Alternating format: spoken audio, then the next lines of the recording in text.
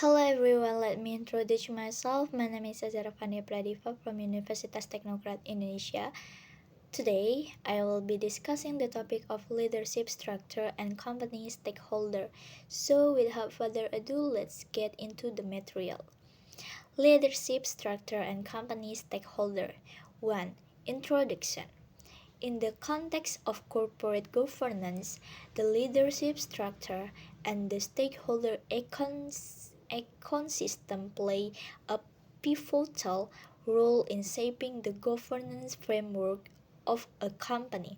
Effective governance requires a clear division of leadership role and inclusive understanding of various stakeholder interests.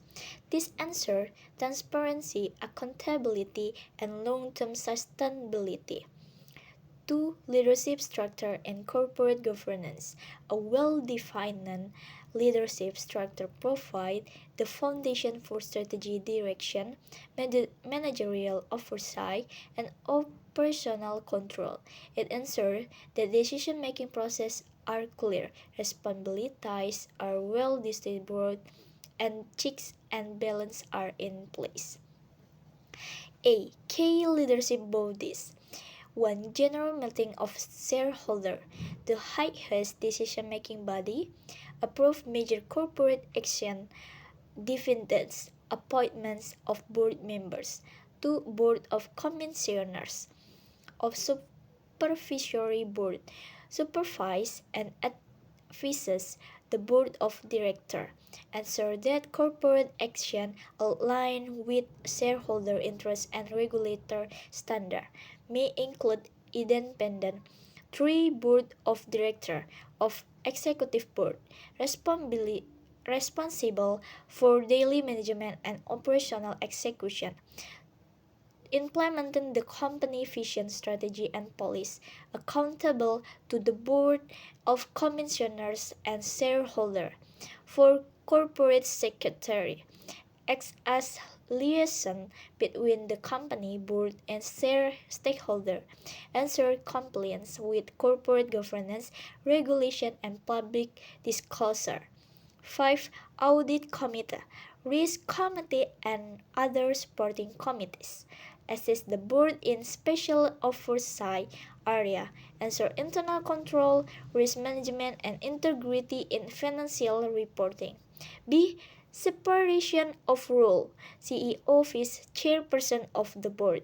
Good governance often separates the CEO and the board chairperson to avoid concentration of power, ensure independent oversight over executive management. C. Leadership ethic. Leader must uphold integrity, transparency, and fairness. Leadership behavior influences the corporate culture and stakeholder trust. Next, company stakeholder. Stakeholder are individuals or groups who can affect or are affected by the company activity. Effective, SIGI acknowledges and addresses the interests of all relevant stakeholders. A. Classification of stakeholder. 1. Internal stakeholder. Stakeholder, shareholder, provide capital, expect return, and fair treatment. Board member and management, responsible for governance and strategy execution. Employees, expect job security, fair. 2. External stakeholder, customer, seek quality products or service and ethical business practice. Supplier, require timely payment and long-term partnership. Creator and investor, demand financial health and reliability. Regulation and government, also legal compliance and corporate responsibility. Community and environment, concern with social responsibility and sustainability. B.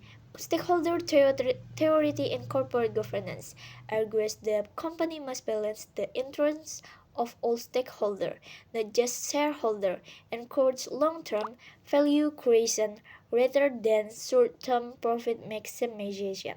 C. Stakeholder engagement strategy, transparent communication and reporting, dialogue, and consultation in decision making, including in sustainability and ESG, environmental social governance program. 4. Interconnection between leadership and stakeholder. Strong leadership structure and change trust with stakeholder. Stakeholder feedback influence strategy decision. Misalignment between leadership behavior and stakeholder expectation can lead to reputational damage, financial loss, of legal consequences. That's all the material for me. I hope it's useful. Thank you very much. Wassalamualaikum warahmatullahi wabarakatuh.